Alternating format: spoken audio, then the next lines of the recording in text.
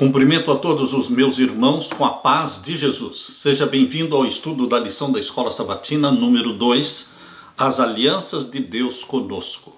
Antes de começar, vamos orar. Pai querido que estás nos céus, aqui estamos na tua presença, te adorando, te agradecendo e suplicando que o Senhor derrame o Espírito Santo sobre mim e os meus irmãos. Que ao abrirmos a tua palavra, o Senhor nos dê clara compreensão e assimilação das tuas mensagens para nós, para que o Senhor seja o primeiro na nossa vida e o melhor, em nome de Jesus que pedimos. Amém.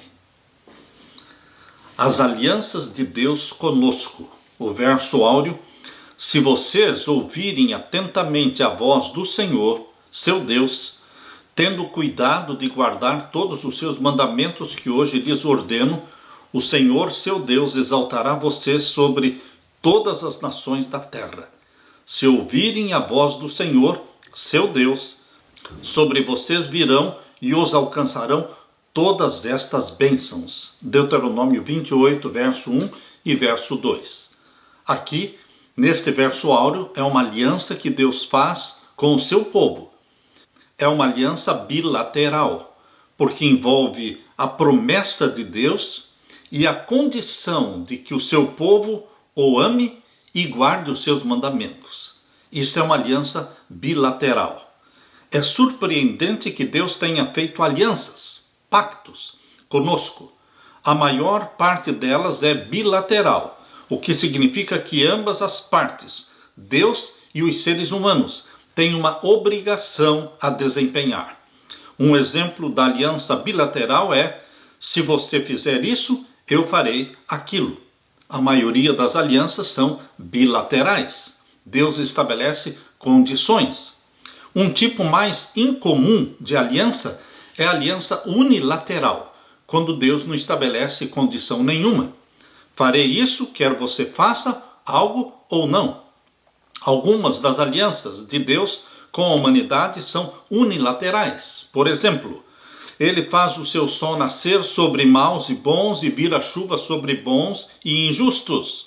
Mateus capítulo 5, verso 45. Não importa o que façamos ou deixemos de fazer, podemos contar com Deus para ter o sol e a chuva.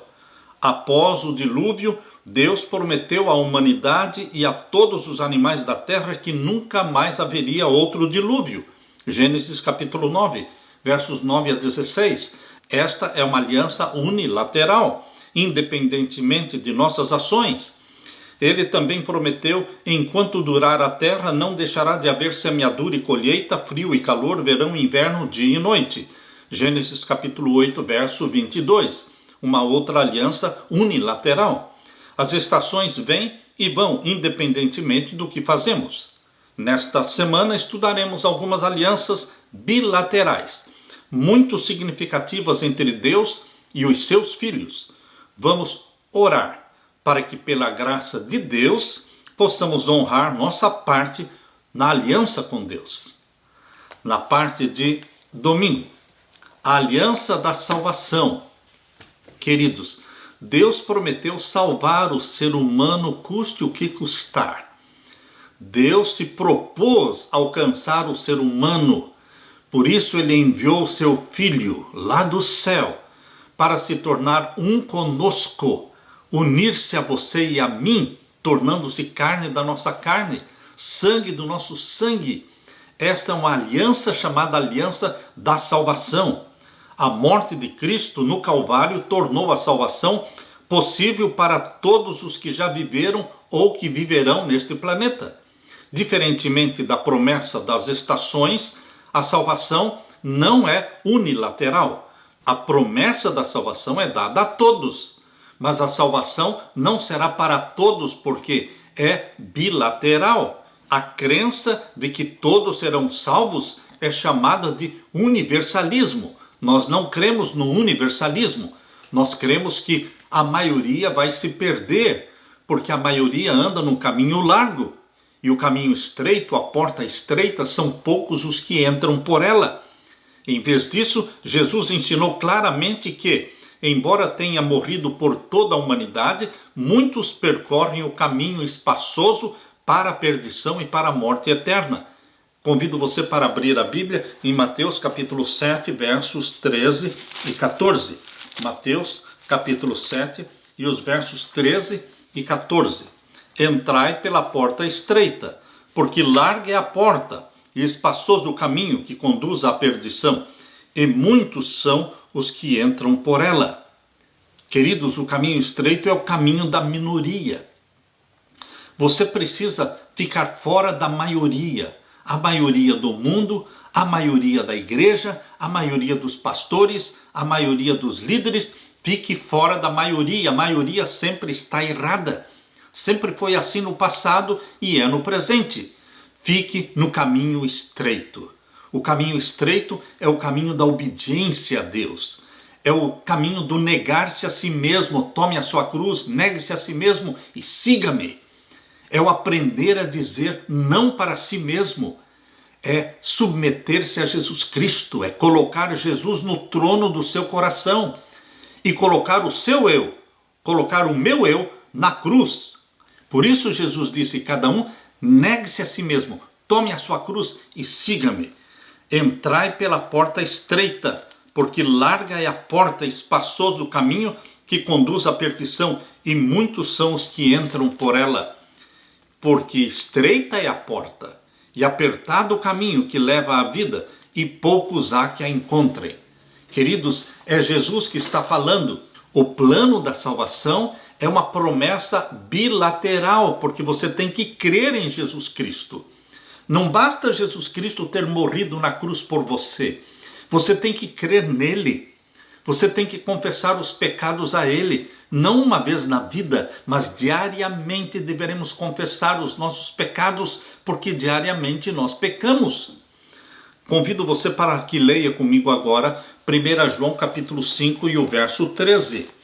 1 João capítulo 5 e o verso 13 mostra que a promessa da salvação é bilateral, porque depende de você crer em Jesus Cristo, aceitá-lo como Salvador. Lemos então 1 João 5,13.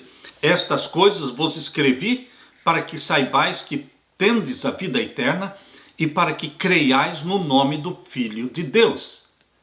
Jesus Cristo é a vida eterna. E você e eu precisamos crer que Ele é a vida eterna e aceitarmos a vida que Ele nos oferece.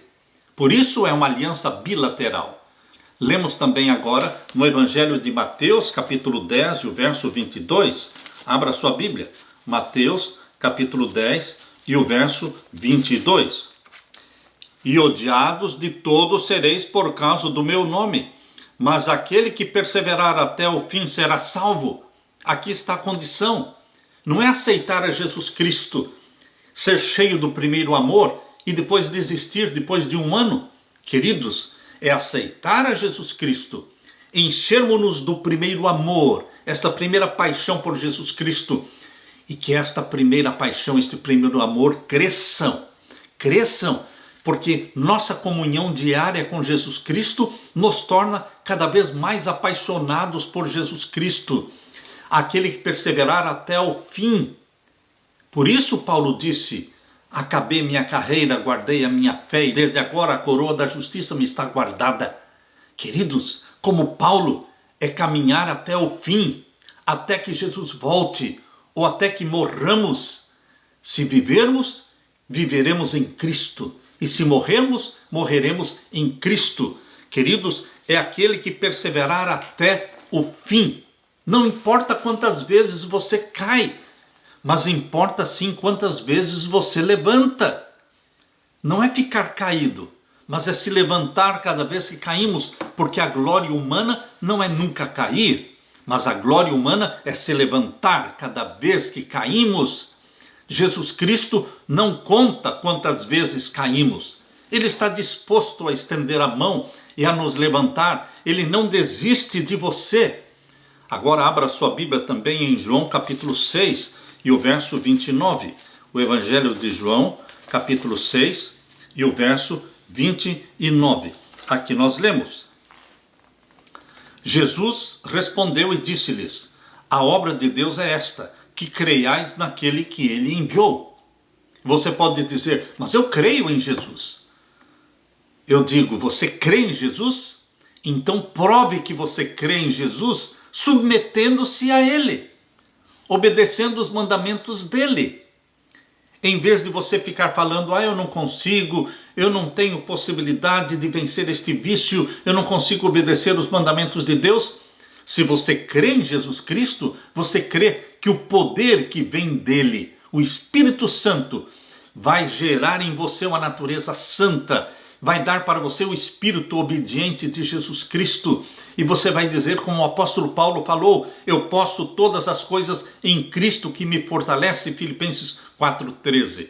Queridos, nós temos que crer. Jesus Cristo disse em João capítulo 6, verso 29. E Jesus respondeu e disse-lhes, a obra de Deus é esta, que creiais naquele que ele enviou.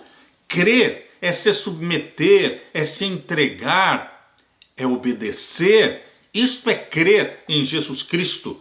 Abra também a sua Bíblia na segunda carta de Pedro, capítulo 1.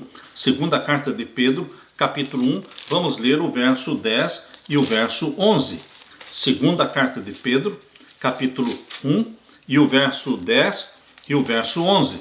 Aqui nós lemos. Portanto, irmãos, procurai fazer cada vez mais firme a vossa vocação e eleição, porque fazendo isto, nunca, jamais tropeçareis. Vocês estão percebendo aqui no verso 10 o que Pedro está falando? Portanto, procurai fazer cada vez mais firme a vossa vocação e eleição. Nós temos que fazer alguma coisa. Jesus morreu na cruz por você, ressuscitou por você e subiu ao céu por você e vai voltar para nos buscar. Mas o que nós temos que fazer? Nós temos que buscar a Jesus. Nós temos que confessar os nossos pecados diariamente. Nós temos que estudar a Bíblia diariamente. Isso significa procurar fazer cada vez mais firme a nossa vocação e eleição. Nós nos esforçamos no caminho da fé. Nós nos esforçamos na luta da fé, na luta da comunhão. O não sair de casa sem ter comunhão. O não sair de casa de manhã sem fazer o culto com a família. Queridos, este esforço, esta luta para a comunhão, pela intimidade com Jesus Cristo, chama-se luta da fé. E é a luta da fé que vence o mundo. Não é a luta contra o pecado, mas é a luta da fé. Quando você luta a luta da fé, a luta da comunhão, a luta da intimidade com Jesus Cristo diariamente, o pecado vai se tornando repulsivo para você, ofensivo para você. Você vai detestando o pecado, porque a mente de Jesus lhe é comunicada e você passa a sentir como Jesus sente. Paulo compreendia a natureza bilateral da aliança da salvação, sabendo que seria executado em breve, e apesar de muitos dos seus companheiros o terem abandonado, Paulo confiantemente disse ao seu caro amigo Timóteo que havia cumprido sua parte no acordo. Nós lemos claramente na segunda carta de Paulo a Timóteo, capítulo 4, verso 6 até o verso 8. Aqui nós lemos, Paulo disse, quanto a mim, já estou sendo oferecido por libação. Ele pressentiu que a sua morte estava chegando. E o tempo da minha partida chegou. Combati o bom combate. Paulo tinha certeza de que ele não tinha fugido da luta. Combati o bom combate. Não recuou, não desanimou. Ele caiu algumas vezes, mas se levantou. Combati o bom combate. Completei a carreira. A certeza de que ele tinha feito a vontade de Deus. Guardei a fé. Desde agora me está guardada a coroa da justiça. Paulo não tinha dúvida da salvação. Paulo não estava se debatendo, será que estou salvo, estou perdido, não sei. Queridos, Paulo tinha certeza de que tinha combatido o combate da fé e que a coroa da justiça lhe estava guardada, esperando por ele. Por isso ele disse, desde agora me está guardada a coroa da justiça, que o Senhor, reto juiz, me dará naquele dia. Ou seja, na segunda vinda de Jesus, ele vai receber a coroa de ouro das mãos de Jesus. E você também, meu irmão, vai receber a coroa de ouro. Mas você tem que ter a certeza de que está combatendo o combate da fé, de que está se submetendo a Jesus Cristo cada dia, confessando a Ele os pecados. Queridos, Jesus quer dar para você a certeza da salvação, como deu para Paulo. E desde agora a coroa da justiça me está guardada, que o Senhor, reto juiz, me dará naquele dia, e não somente a mim. Ele está dizendo que isto não é um privilégio somente dele, mas é um privilégio meu e seu, salvos por Jesus Cristo, mas também a todos os que amam a sua vinda. 2 Timóteo capítulo 4, verso 6 até o verso 8. O apóstolo disse: estou pronto. Por quê? Combati o bom combate, completei a carreira, guardei a fé. Contudo, Paulo sempre foi muito claro ao afirmar que a salvação é somente pela graça mediante a fé, não pelas obras da lei. E então ele não estava de alguma forma olhando para suas obras ou realizações como algo que lhe rendesse méritos diante de Deus. A coroa da justiça que o esperava é a justiça de Jesus, que pela fé reivindicou para si e a qual se apegou até o fim da sua vida. Queridos, Ellen White, quando morreu, ela disse: eu sei em quem eu creio. Paulo, antes de morrer, ele disse: estou certo de que a coroa da justiça me está guardada, e não somente a mim, mas a todos os que amam a Jesus. Queridos, Jesus quer que você tenha esta certeza da salvação. Você sabe o que impede as pessoas de terem a certeza da salvação? É a falta da confissão. É a falta do abandono dos pecados acariciados e conscientes. Quando nós não confessamos tudo, não podemos ter a certeza da salvação. Mas uma vez confessando os nossos pecados, uma vez recebendo o perdão de Jesus Cristo, porque ele disse: se confessarmos, ele é fiel e justo para nos perdoar os pecados e nos purificar de toda a injustiça. Se nós temos a certeza do perdão, temos também a certeza da salvação. Aleluia! Na parte de segunda-feira, ouvir com atenção. O livro de Deuteronômio é a versão impressa das mensagens de despedida de Moisés para a segunda geração de israelitas após os 40 anos de peregrinação no deserto. Essas mensagens foram transmitidas nas planícies de Moabe, a leste de Jericó. Deuteronômio foi apropriadamente chamado de o livro da memória. Queridos, antes de Moisés morrer, ele escreveu o livro de Deuteronômio. E aqui está a memória de tudo que Deus fez, dos milagres que Deus fez. E aqui ele repetiu os 10 mandamentos.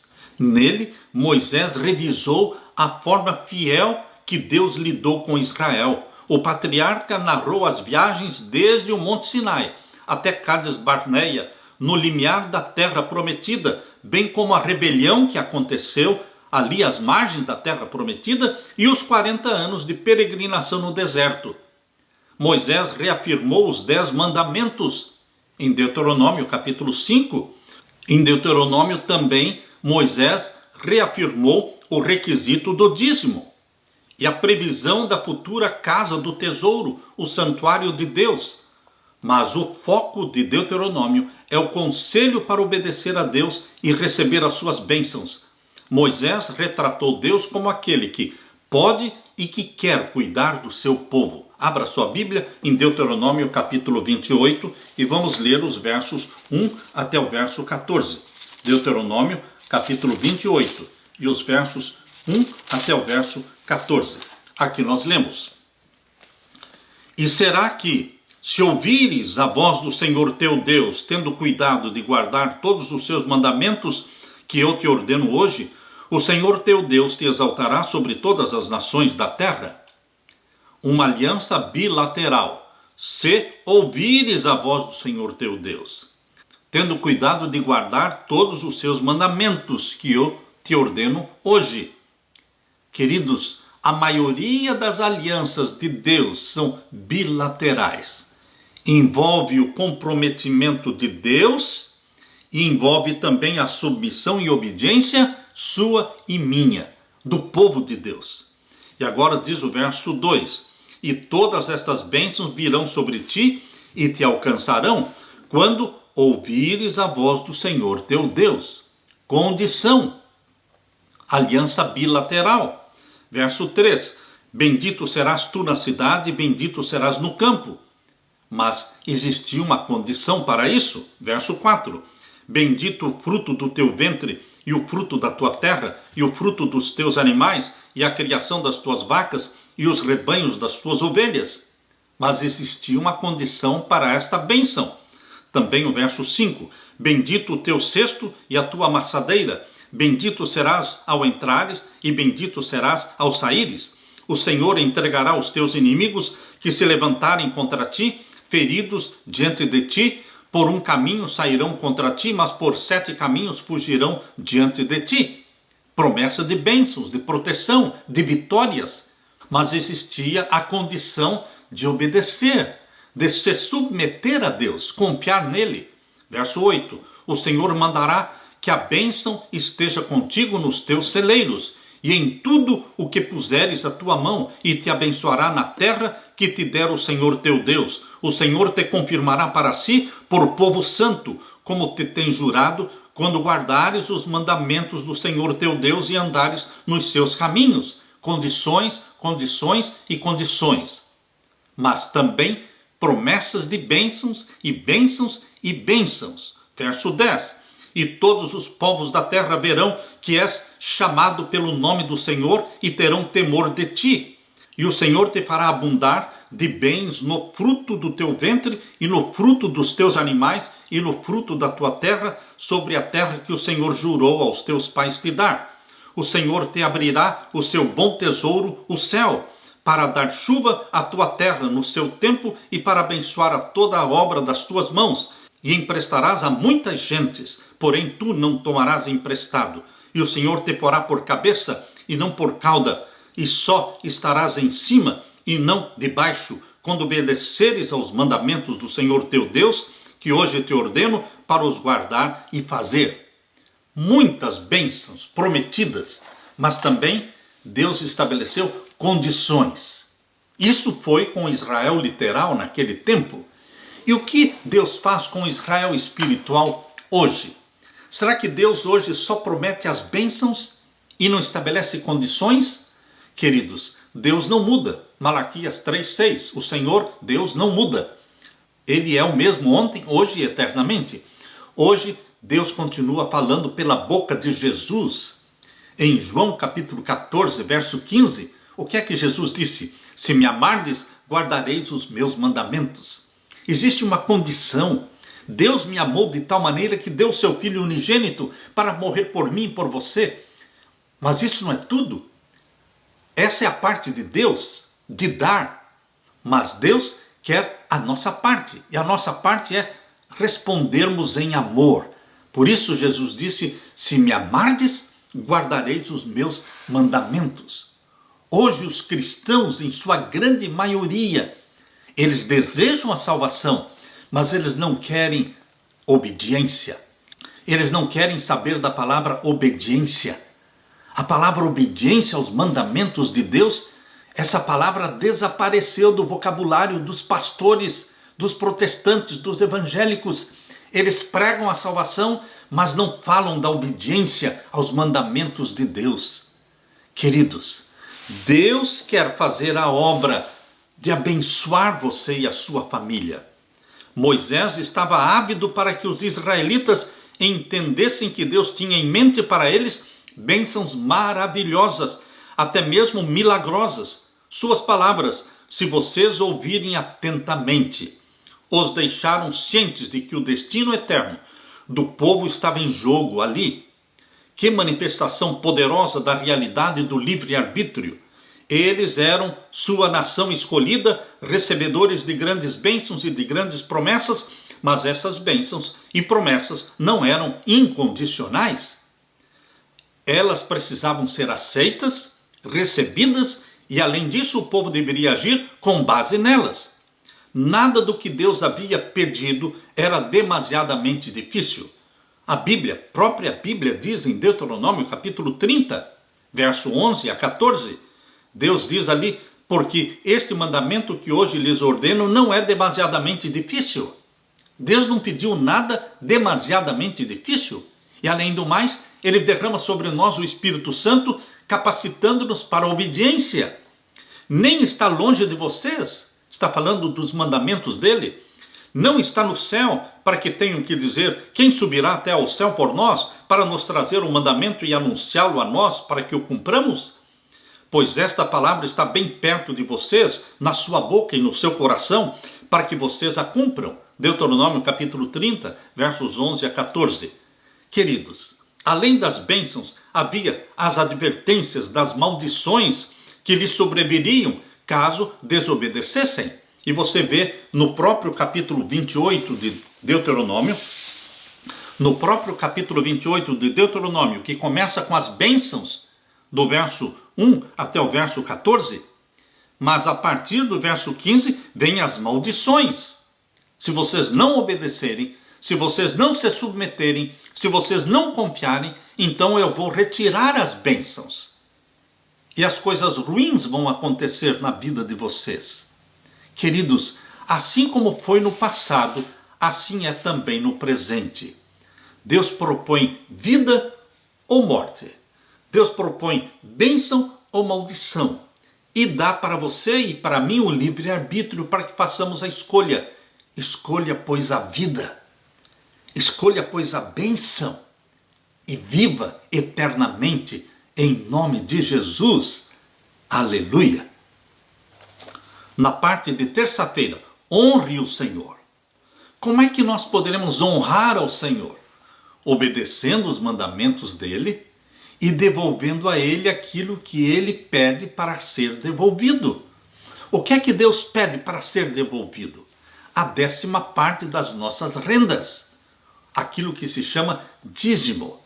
Queridos, em Provérbios capítulo 3, abra sua Bíblia. Em Provérbios capítulo 3, nós vamos ver o verso 1 até o verso 10. Provérbios capítulo 3 e os versos 1 até o verso 10. Aqui lemos: Filho meu, não te esqueças da minha lei e o teu coração guarde os meus mandamentos. Olha o pedido que Deus está fazendo. Não se esqueça dos meus mandamentos. Eu sou o teu pai. Eu sou o teu protetor e salvador. Mas não esqueça dos meus mandamentos. Verso 2. Porque eles aumentarão os teus dias e te acrescentarão anos de vida e paz.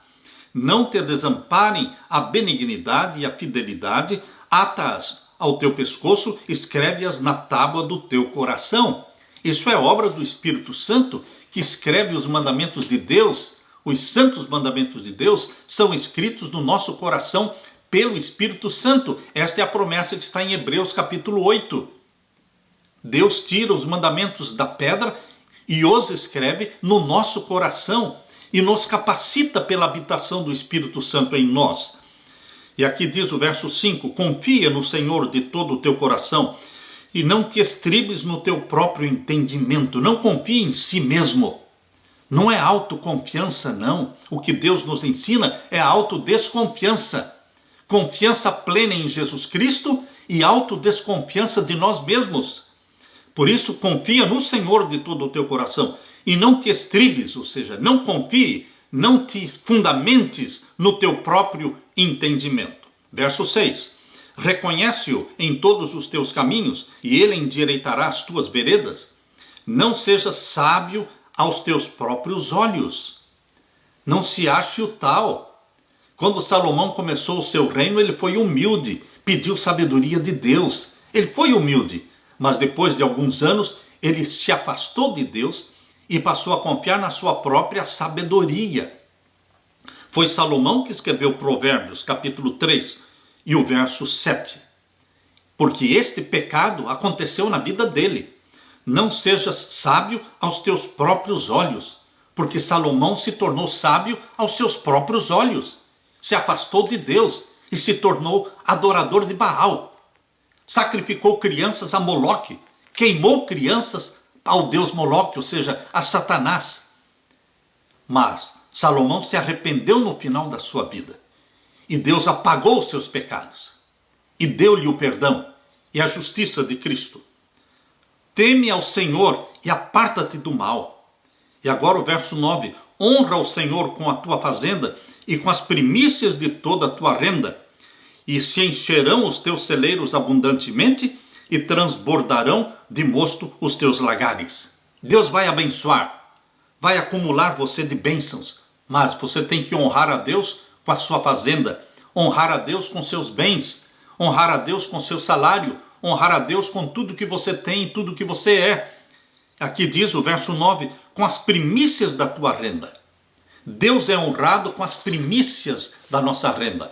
Quando nós recebemos o salário, meu querido irmão, antes de pagar isso, antes de pagar aquilo, antes de cobrir todas as nossas necessidades, vamos lembrar de Deus em primeiro lugar. Isto é, honrar a Deus com as primícias do nosso salário, tirando primeiramente o santo dízimo, os 10% que pertencem a Deus e que vão ser usados para pregar o Evangelho.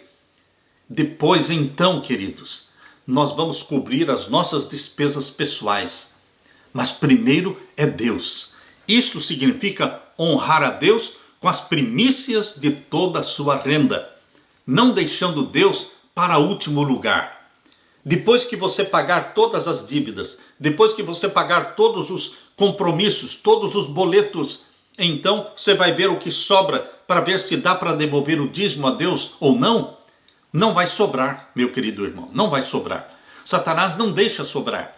Quando você coloca Deus por último, sempre vai faltar aquilo que é de Deus. Coloque Deus em primeiro lugar.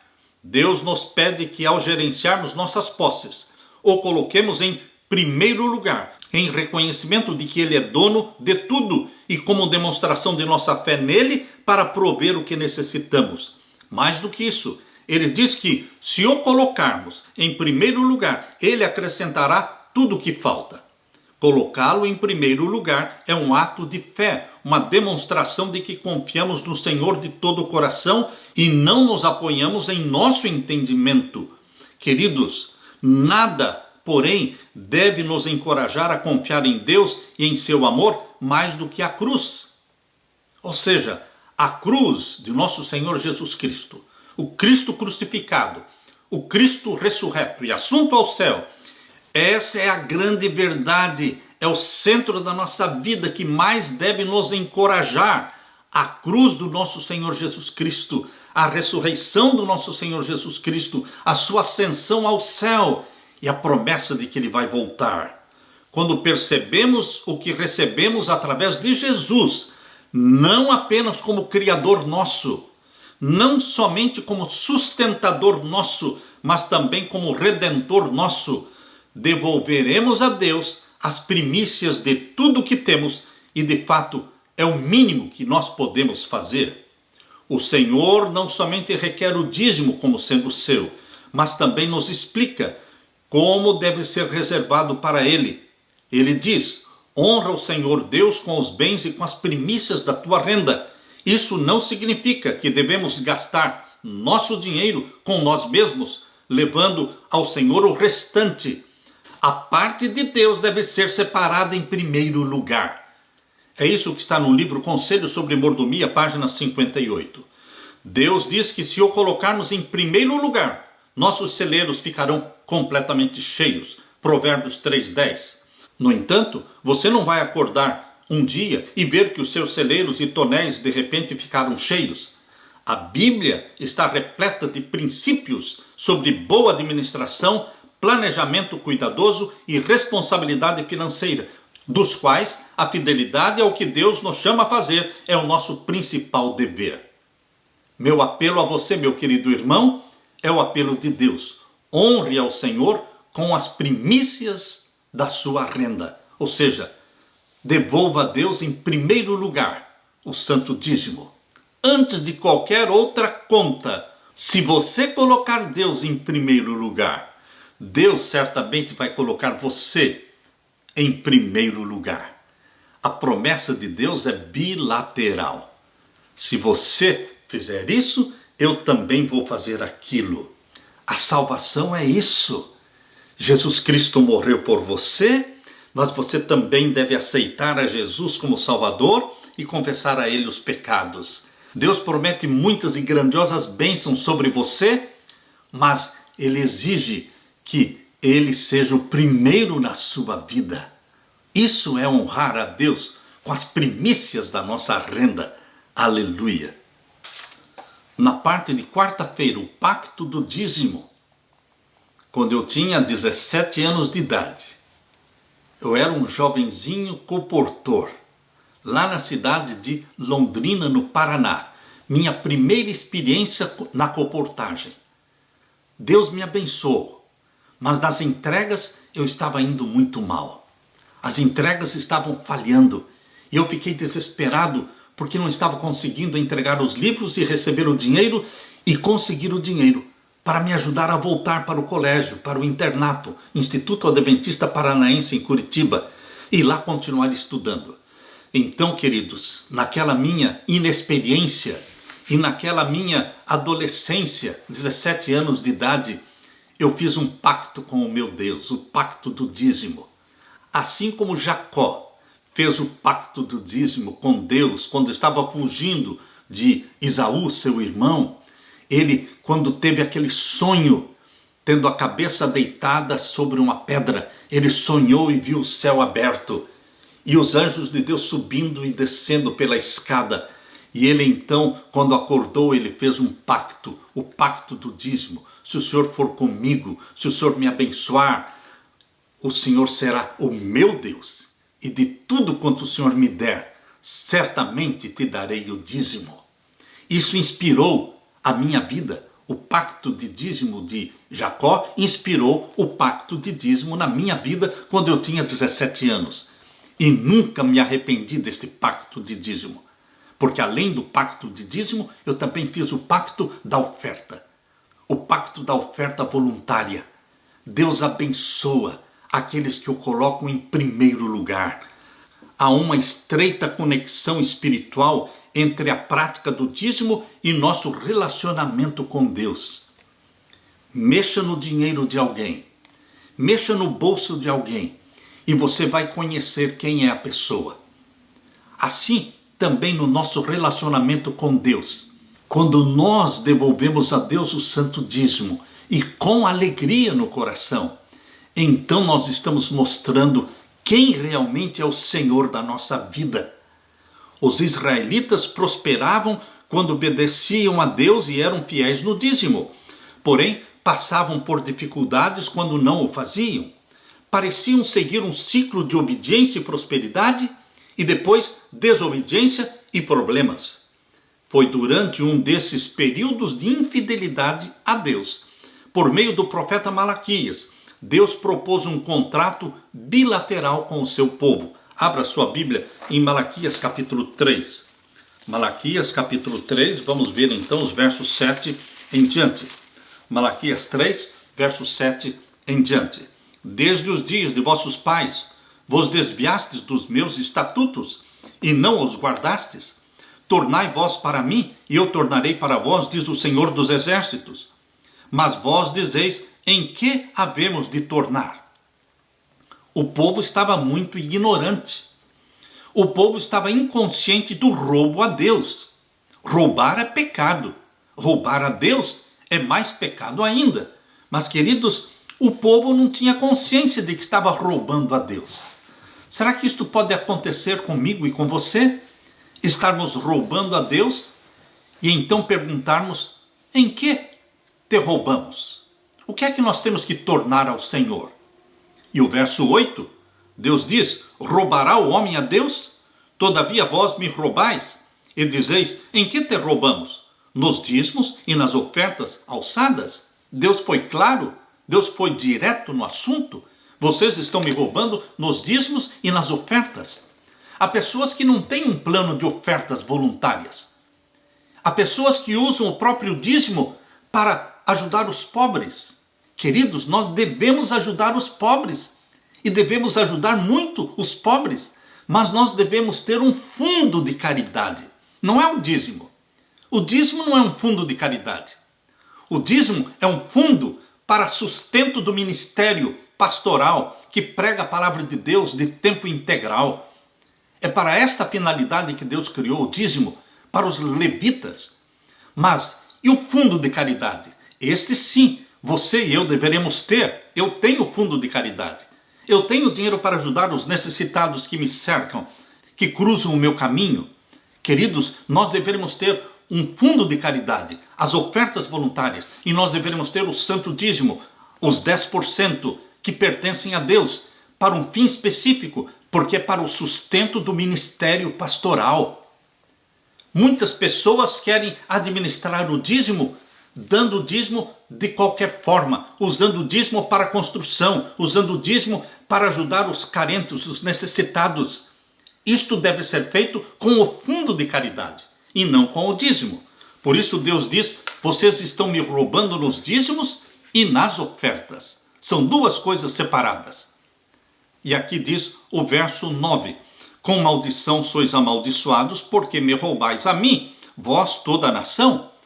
Trazei todos os dízimos à casa do tesouro, para que haja mantimento na minha casa.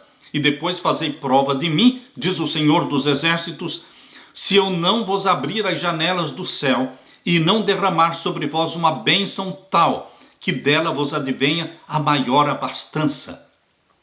Deus pede para você fazer uma prova. Provai-me. Deus está pedindo para que você o prove, porque Ele tem bênçãos para você. Mas Ele quer que você confie nele. Confie nele. Traga os santos dízimos. Seja fiel nos santos dízimos e nas ofertas. E então façam prova de mim, diz o Senhor dos Exércitos, se eu não vos abrir as janelas do céu. Deus vai abrir as janelas do céu. Ele tem feito na minha vida. Ele tem cuidado de mim, da minha família. Agora na minha aposentadoria, Deus proveu tudo o que nós precisamos, o lugar que nós moramos, Ele proveu tudo. Queridos, Deus cuida de cada detalhe da sua vida quando você coloca Deus em primeiro lugar. Ele abre as janelas do céu e Ele abençoa, derrama bênçãos tais que dela vos advém a maior abastança. E aqui diz o verso 11, e por causa de vós, por causa de vocês que me são fiéis, repreenderei o devorador, para que não consuma o fruto da terra. E a vide no campo não será estéril, diz o Senhor dos Exércitos. Confie, meu querido irmão, na promessa que Deus está fazendo e faça o pacto da fidelidade nos dízimos e nas ofertas. Não roubem a Deus, nem nos dízimos, nem nas ofertas. O que o dízimo diz sobre a sua espiritualidade e a sua conexão com Deus? Diz muita coisa. Tem muitas pessoas que professam fé em Deus e que são fervorosas, mas eu pergunto, será que você que está professando fé em Deus e é fervoroso, será que você está sendo fiel a Deus? Ou você só tem uma aparência de cristandade? Aparências podem enganar as pessoas, mas as aparências não enganam a Deus. Aquela figueira que não tinha fruto, aparentava ter fruto. E quando Jesus Cristo buscou fruto nela, não achou nada. E Jesus a amaldiçoou, porque ela tinha aparência de que tinha fruto e não tinha. Deus abomina as aparências. Deus quer a verdade do coração. Deus quer uma sinceridade do coração. Deus quer ser o primeiro na sua vida. Honre a Deus com as primícias da sua renda. Faça de Deus o dono dos seus negócios. Aleluia. Na parte de quinta-feira, busquem primeiro o reino de Deus. É fácil falar, não é mesmo, queridos? É fácil falar, busquem primeiro o reino de Deus. Mas é difícil de praticar, porque na hora da diversidade, na hora da angústia, na hora das dificuldades, nós estamos preocupados mais com o que vamos comer, com o que vamos beber, com o que vamos vestir, como é que nós vamos pagar o carro, como é que nós vamos pagar o aluguel da casa. Mas, queridos, são nessas circunstâncias adversas e difíceis que Deus está dizendo, busque em primeiro lugar o reino de Deus. Coloque Deus em primeiro lugar na sua vida, nos seus negócios. Abra sua Bíblia em Mateus capítulo 6. Mateus capítulo 6, vamos ver os versos 25 em diante. Aqui nós lemos: Por isso vos digo, não andeis cuidadosos quanto à vossa vida, pelo que haveis de comer ou pelo que haveis de beber, nem quanto ao vosso corpo, pelo que haveis de vestir. Não é a vida mais do que o mantimento, e o corpo mais do que o vestido? Não andeis ansiosos. Confiem, coloquem Deus em primeiro lugar, e Deus proverá todas as necessidades. Verso 26. Olhai para as aves do céu, que nem semeiam, nem cegam, nem ajuntam em celeiros, e vosso Pai Celestial as alimenta. Não tendes vós muito mais valor do que elas? Jesus não morreu pelos animais. Jesus não morreu pelas aves. Jesus morreu por seres humanos, homens e mulheres, criados à imagem e semelhança de Deus. Ora, se Deus alimenta as aves, se Deus alimenta os animais, não vai também alimentar aqueles que foram feitos à imagem e à semelhança de Deus? Aqueles pelos quais Jesus Cristo derramou o sangue na cruz? É óbvio, meu querido irmão, que Deus vai cuidar de você. Mas você tem que colocar o pé nas águas, para que as águas se abram. Lembre-se, nós precisamos colocar os pés nas águas, para que elas se abram. O milagre acontece quando nós demonstramos confiança. Demonstramos confiança. Quando os jovens hebreus, lá em Daniel capítulo 3, foram fiéis a Deus e não adoraram a imagem de ouro que Nabucodonosor tinha levantado, a fornalha de fogo ardente estava esperando por eles. Eles não sabiam se Deus iria protegê-los e poupar a vida deles dentro do fogo ou não. Eles não sabiam. Eles confiaram. Eles colocaram o pé nas águas. Ou seja, aconteça o que acontecer, nós vamos ser fiéis a Deus. E quando eles foram lançados dentro do forno ardente, Deus os protegeu. Jesus estava lá dentro do fogo ardente com eles. Mas, queridos, isso aconteceu lá dentro da fornalha, não fora da fornalha. Fora da fornalha foi primeiramente a fidelidade deles. E lá dentro da fornalha foi a fidelidade de Deus em cumprir com a promessa, com a bênção. É assim com você e comigo. Nós estamos tendo dificuldades? Está faltando dinheiro? Falta dinheiro para pagar isso, pagar aquilo? Temos problemas de doença ou de desemprego? Esta é a dificuldade. Confie nele. Coloque-o em primeiro lugar. E então ele suprirá todas as outras coisas que são necessárias. Aqui diz no capítulo 6 e no verso 27. E qual de vós poderá, com todos os seus cuidados, acrescentar um côvado à sua estatura? Adianta estar preocupado? Não vai. A preocupação não resolve o problema. O que resolve é a confiança em Deus. Verso 28. E quanto ao vestido, por que andais solícitos? Olhai para os lírios do campo, como eles crescem. Não trabalham e nem fiam. E eu vos digo que nem mesmo Salomão, em toda a sua glória, se vestiu como qualquer deles. Pois se Deus assim veste a erva do campo, que hoje existe e amanhã é lançada no forno, não vos vestirá muito mais a vós, homens de pouca fé? Não andeis, pois, inquietos, dizendo que comeremos, ou que beberemos, ou com que nos vestiremos. Porque todas estas coisas os gentios, ou seja, os que não conhecem a Deus, procuram. De certo, vosso Pai Celestial bem sabe. De certo, vosso Pai Celestial bem sabe. Ele conhece muito bem que necessitais de todas estas coisas. Verso 33. Buscai primeiro o reino de Deus. Este é o ponto. Todo este diálogo que Jesus fez desde o verso 25, agora ele faz a conclusão aqui no verso 33. Busquem primeiro o reino de Deus e a sua justiça, e todas estas outras coisas serão acrescentadas. Queridos, vamos viver um dia de cada vez. Não vamos nos angustiar pelo passado, não vamos ficar ansiosos pelo futuro, mas vamos viver um dia de cada vez, plenamente confiando em nosso Senhor Jesus Cristo. Porque o verso 34 diz: não vos inquieteis, pois, pelo dia de amanhã, porque o dia de amanhã cuidará de si mesmo. Basta cada dia o seu mal.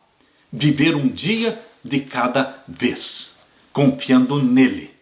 Ele disse: eu vou suprir todas as suas necessidades. Deus é fiel. Quando nós confiamos nele, ele não falha. Ele não nos deixa na mão. Mas primeiro, busque o reino de Deus. Coloque Deus em primeiro lugar da sua vida. Deixe que ele seja o dono dos seus negócios. Faça com ele o pacto do dízimo e o pacto da oferta. O pacto da fidelidade nos dízimos e o pacto do fundo de caridade para ajudar os pobres. Porque aqueles que ajudam os pobres estão ajudando ao próprio Jesus Cristo. Jesus disse: quando fizestes a um destes meus pequeninos irmãos, a mim o fizestes.